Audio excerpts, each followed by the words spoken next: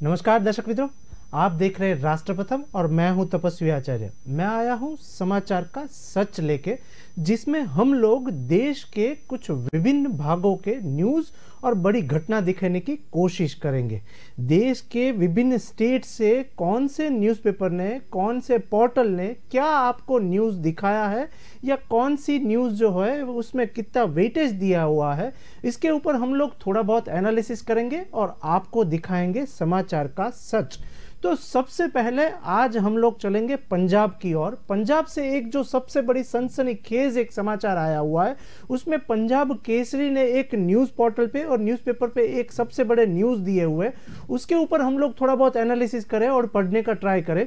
तो सबसे पहले पंजाब के साथ चलते हैं। उसमें पंजाब केसरी न्यूज़पेपर ने एक सनसनी न्यूज़ दी है। वो समझे तो 2024 से पहले टूटेगी आपकी सरकार, ऐसा उन्होंने एक हेडिंग बनाया हुआ है पंजाब केसरी में और डिटेल दी है न्यूज़पेपर में। तो वो समझे तो उसमें लिखा हुआ है कि 2024 से पहले टूटेगी आपकी सरकार पंजाब में, जिसमें उन्होंने खुलासा किया हुआ है, जिसने उन्होंने एक सनसनी न्यूज़ दी है कि 12 एमएलए छोड़ना चाहते हैं पार्टी। आपकी पार्टी में जो एमएलएज हैं, वहां पर के जो नेता है, उसमें 12 लोग जो है वो शायद छोड़ सकते हैं। आप मीन्स आम आदमी पार्टी जो है वो छोड़ सकते हैं, ऐसा एक पंजाब केसरी ने स्टेटमेंट दिया हुआ है, न्यूज़ दिया हुआ है। डिटेल समझे, क्योंकि ये पंजाब की सबसे बड़ी न्यूज़ 12 घंटे की मानी जाती है। तो उसमें डिटेल ऐसी है कि पंजाब के कांग्रेस के सनसनीखेज एक दावा किया हुआ है पंजाब कांग्रेस के वहाँ पर के नेता ने। उसमें लिखा है कि विपक्ष के नेता प्रताप सिंह बाजवा ने दावा किया है कि पार्टी 2024 संसदीय चुनाव से पहले गिर जाएगी। प्रताप सिंह बाजवा वहां के कांग्रेस के नेता है, विपक्ष नेता है कांग्रेस के पंजाब में। तो उन्होंने एक डिटेल दी है कि वहां पर 2024 से पहले आपकी सरकार वहां पर गिर जाएगी। उन्होंने कहा कि यह साफ है कि मान संसदीय चुनाव से पहले पंजाब के एकनाथ शिंदे बनेंगे। फिर से पढ़ रहा हूं दोस्तों, समझिएगा। उन्होंने, ये जो कांग्रेस के नेता है प्रताप सिंह, उन्होंने बोला है कि वहां पर बोला कि मान संसद चुनाव से पहले पंजाब के एकनाथ शिंदे बन सकते हैं। पंजाब कांग्रेस का दावा है कि साल 2024 में होने वाले लोकसभा चुनाव से पहले आम आदमी पार्टी टूट जाएगी। कांग्रेस का यह दावा है कि आपके 12 असंतुष्ट विधायक की दूसरी पार्टियों में मौके तलाश कर रही है। पंजाब में कांग्रेस का ये दावा है कि आपके 12 असंतुष्ट विधायक मीन्स 12 एमएलए जो है पंजाब में आपकी सरकार में, वो एक पार्टी के मौके तलाश कर रही है, वो एक मौका तलाश कर रही है। साथ ही उन्होंने आरोप लगाया है कि सत्तारूढ़ पार्टी ऑपरेशन लोटस की कहानी गटकर लेकर का ध्यान भटकना चाह रही है और ध्यान भटका रही है। उसके साथ ही कांग्रेस के पंजाब प्रमुख राज अमरिंदर सिंह ने वडिंग ने आपके ऑपरेशन लोटस की बात पर एक सबसे बड़ा सवाल उठाया था। वहां पर वो क्या सवाल था वो बोले तो उन्होंने कहा कि 9 विधायक कांग्रेस के संपर्क में थे और 3 की भाजपा के साथ बातचीत चल रही है। तो दोस्तों, हम लोग ये बता रहे हैं पंजाब के न्यूज़ और पंजाब में आपकी सरकार, भगवंत मान उनके सीएम है, उनकी डिटेल बता रहे हैं, क्योंकि ये सबसे बड़ा खुलासा और सबसे बड़ा न्यूज़ माना जाता है पंजाब स्टेट के अंदर।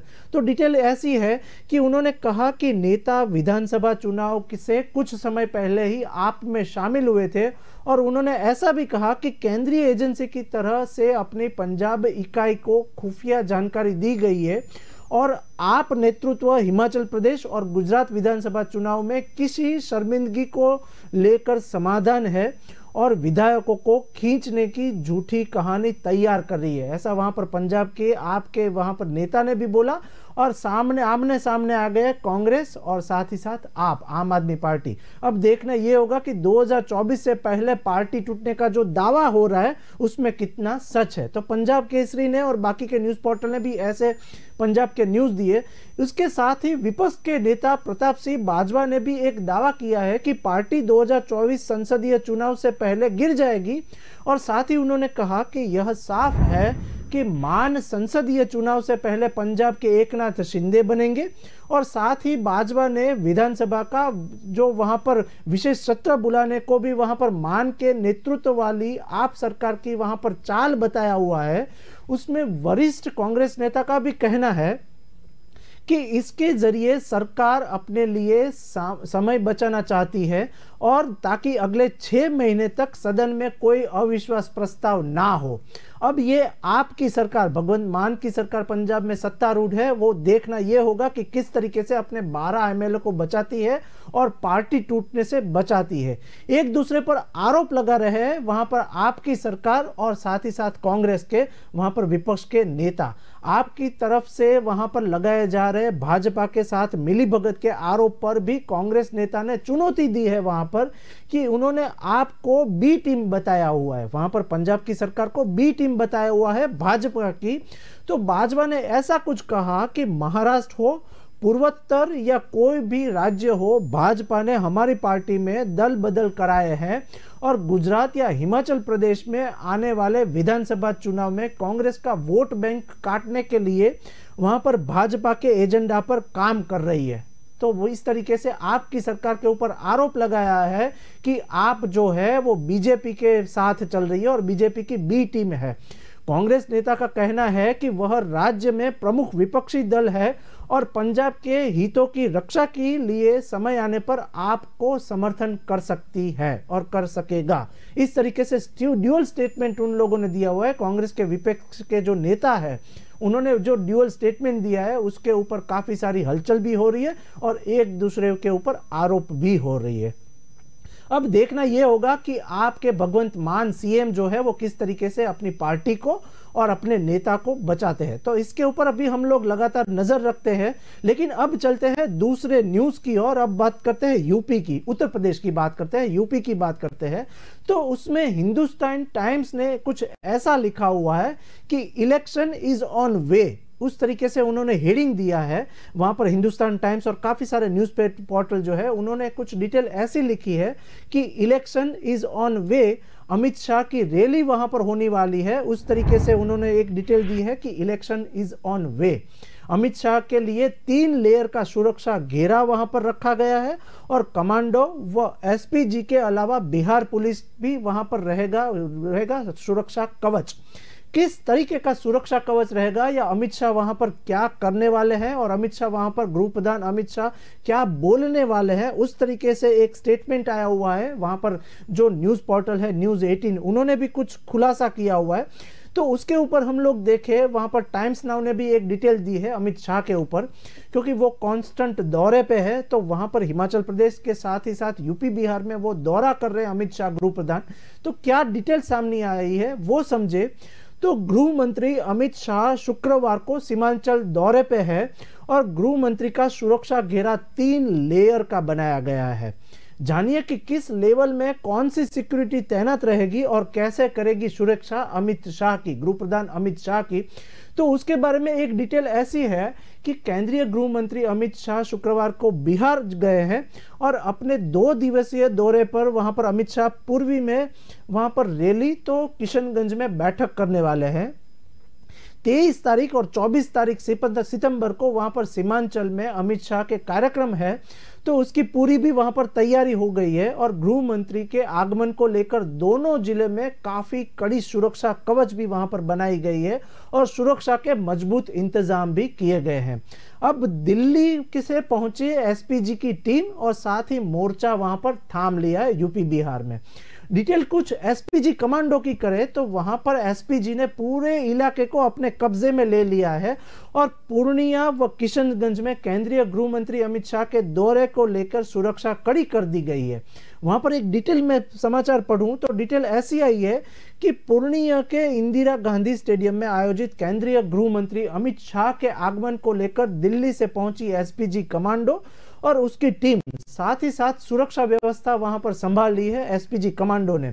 डिटेल ऐसी है कि एसपीजी द्वारा कार्यक्रम स्थल के सभा स्थल और मंच का मेटल डिटेक्टर से बारीकी से जांच की है और किशनगंज में भी एक एमजीके के मेडिकल कॉलेज परिसर में सुरक्षा बढ़ा दी गई है। क्यों सुरक्षा बढ़ी है और क्या अमित शाह वहां पर करने वाले हैं उसके बारे में भी कई सारे न्यूज़पेपर ने कुछ लिखा हुआ है। वो डिटेल में वहां पर पढ़ूं और वो समझाने की कोशिश करूं तो वहां पर डिटेल कुछ ऐसी है कि किशनगंज में भी एमजी मेडिकल कॉलेज परिसर में सुरक्षा बढ़ा दी गई है और खगड़ा हवाई अड्डा पर भी सुरक्षा कर्मी तैनात कर दिए गए हैं। एसपी जी ने पूरे इलाके को अपने कब्जे में ले लिया है। दुल्हन की तरह सजाया गया है रंगभूमि मैदान। अमित शाह के स्वागत के लिए पूर्णिया को सजा धजा कर वहां पर तैयार किया गया है। वहां पर चुनापुर सैन्य हवाई अड्डे से लेकर स्टेडियम तक जगह जगह पर तोरण द्वारा वहां पर काफी सारा सजाया गया है, अलग अलग एरिया, जबकि पूरा शहर ही बैनर पोस्टर से वहां पर पूरा टांग दिया गया है और इंदिरा गांधी स्टेडियम से लेकर पूरे रंगभूमि मैदान को दुल्हन की तरह वहां पर सजाया गया है। अब साथ ही बात करें अमित शाह की और उसके सुरक्षा इंतजाम की, तो वहां पर अमित शाह के कार्यक्रम को लेकर बिहार पुलिस के 3000 के करीब जवान वहां पर तैनात हो गए हैं और इसके अलावा दर्जन वहां पर थानों की पुलिस से लगातार गश्त लगाने का निर्देश भी दिया गया है।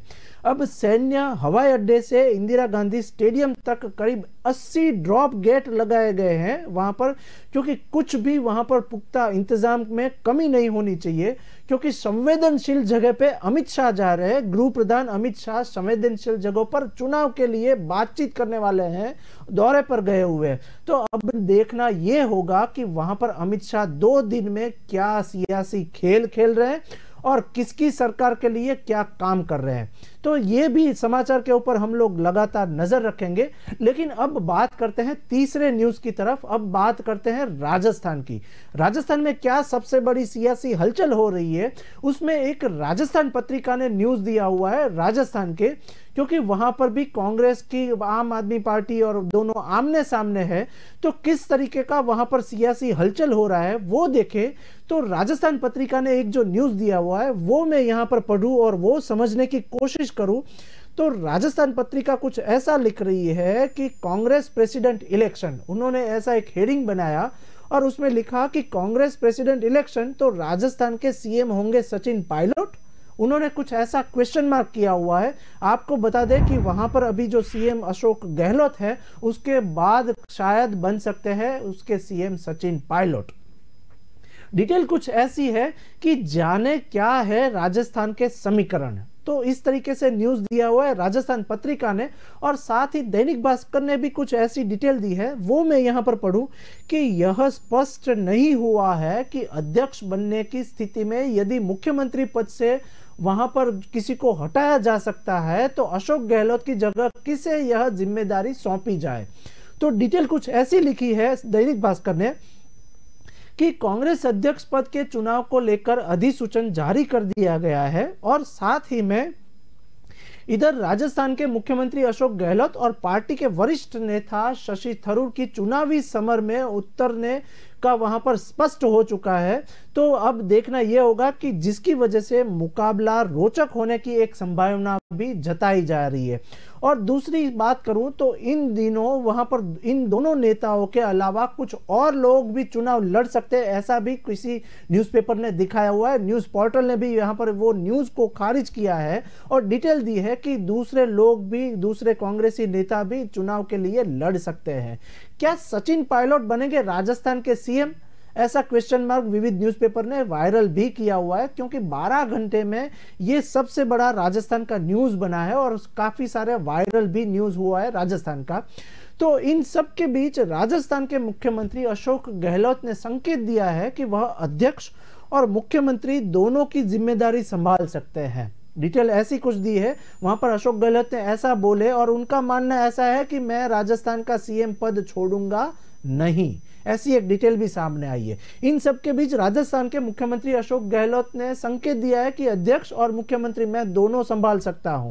अब हालांकि यह स्पष्ट नहीं हुआ है कि अध्यक्ष बनने की स्थिति में यदि मुख्यमंत्री पद से हटना पड़ता है तो उनकी जगह किसे यह जिम्मेदारी कांग्रेस को और कांग्रेस के आला कमान दे सकते हैं।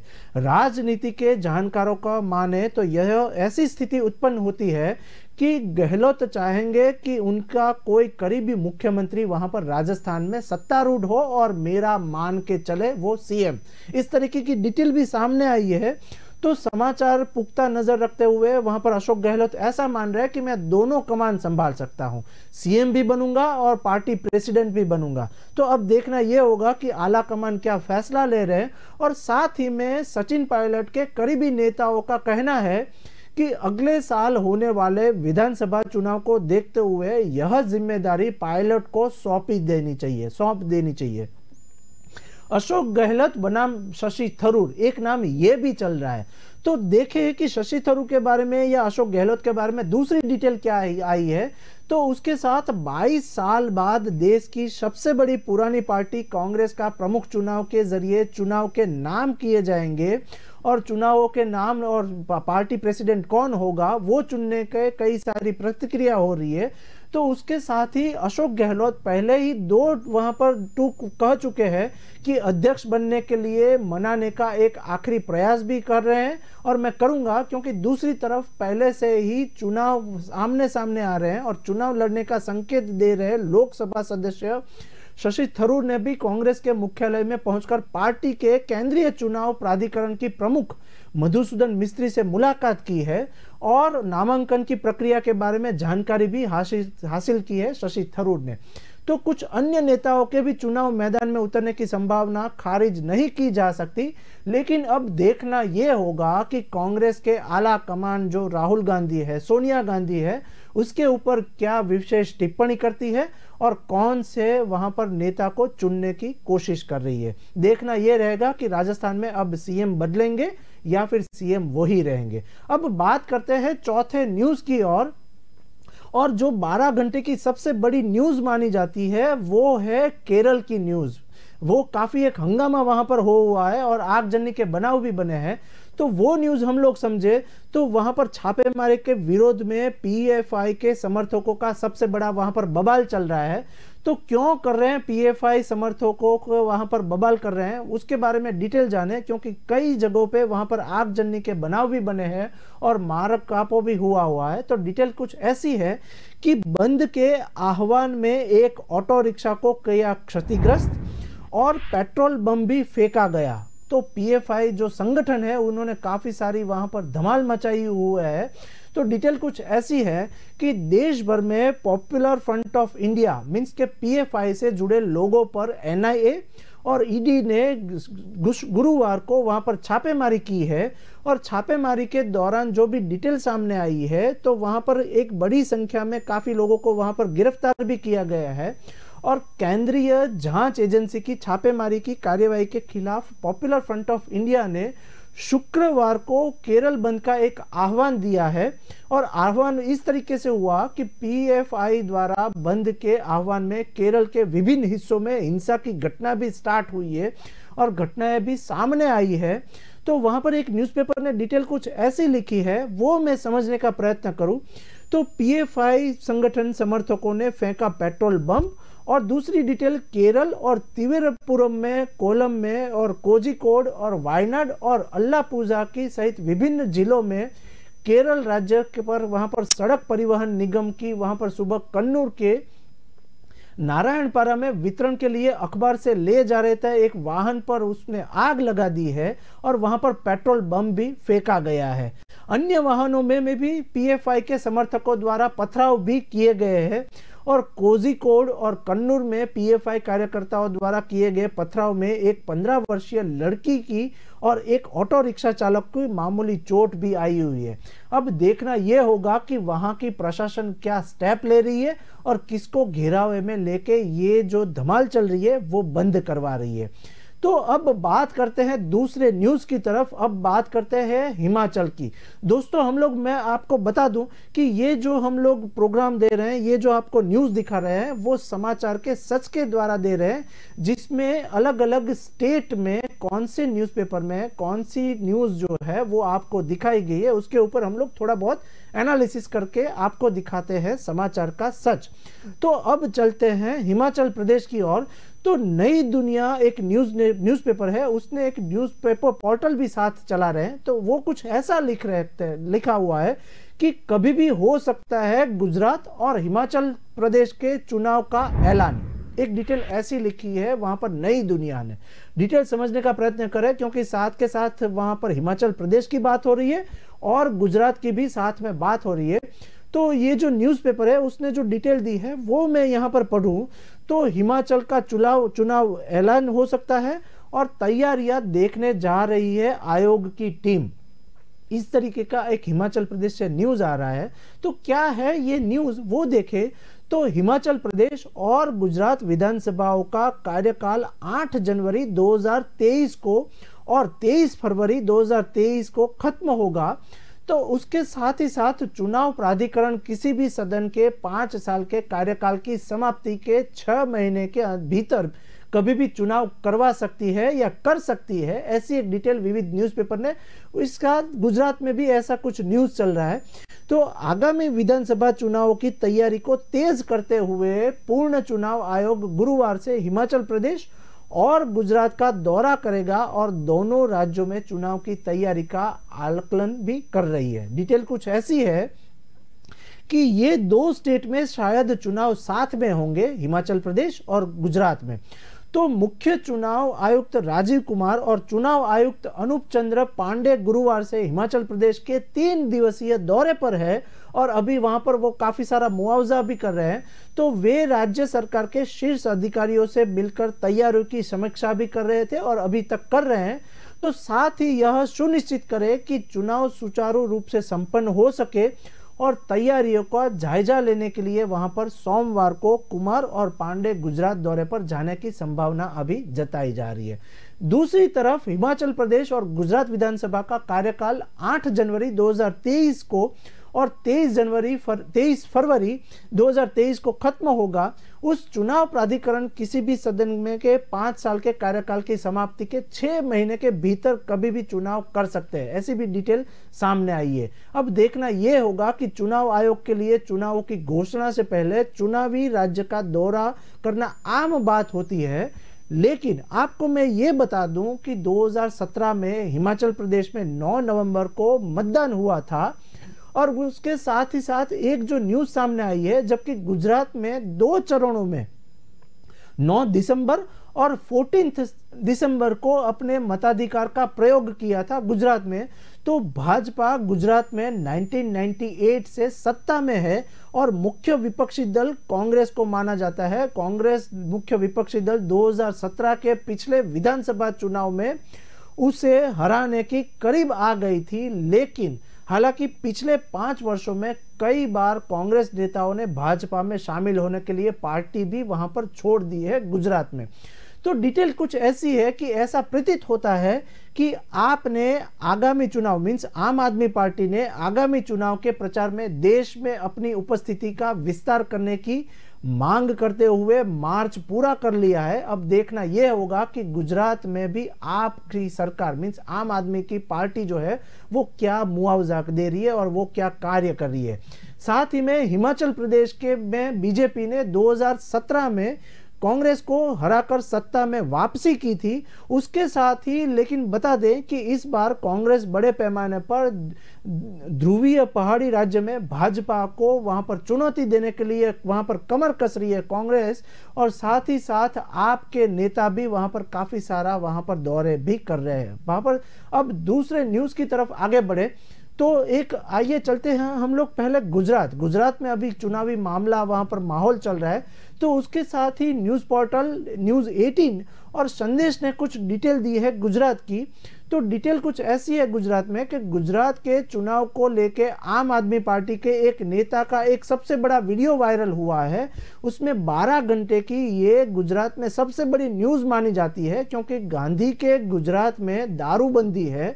तो आम आदमी पार्टी के एक नेता ने कुछ रोचक न्यूज दिए और कुछ रोचक समाचार दिए हैं। वो क्या है समाचार वो पढ़े।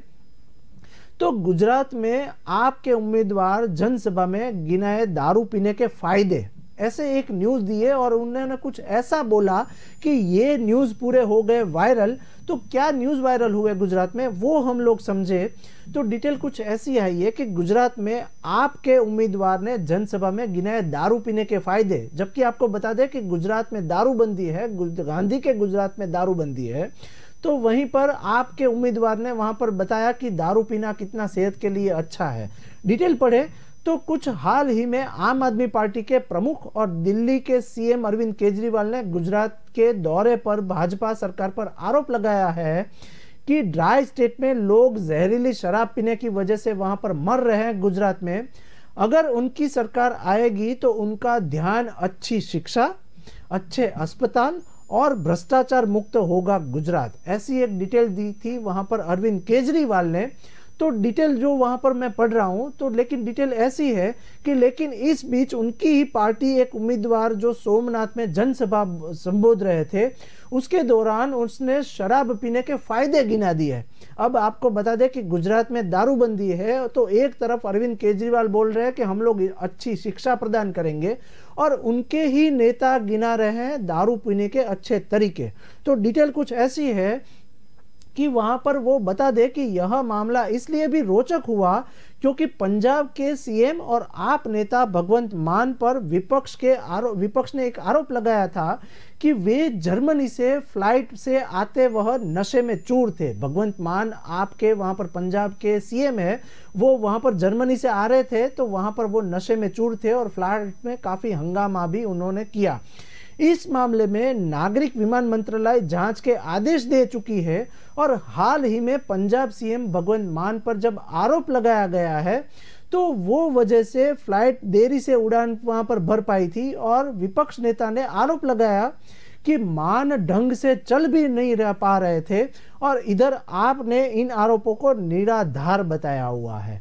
डिटेल बताया कि नागरिक विमान मंत्री ज्योतिंद्र राजे सिंधिया ने इस मामले में जांच के एक आदेश भी दे चुकी है।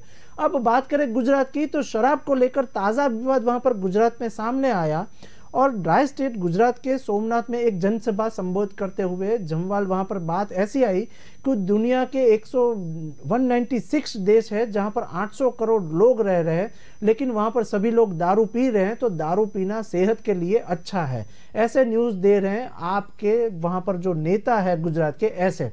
तो अब देखना ये होगा कि वहां पर आपके नेता जो है वो किस तरीके से वहां पर फंस रहे हैं, और वहां पर गुजरात में जो कि ड्राई स्टेट है तो वहां पर वो क्या हमलेवार हो रहा है।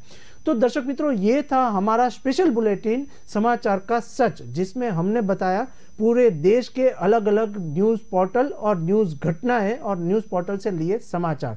कल फिर मिलेंगे, नमस्कार।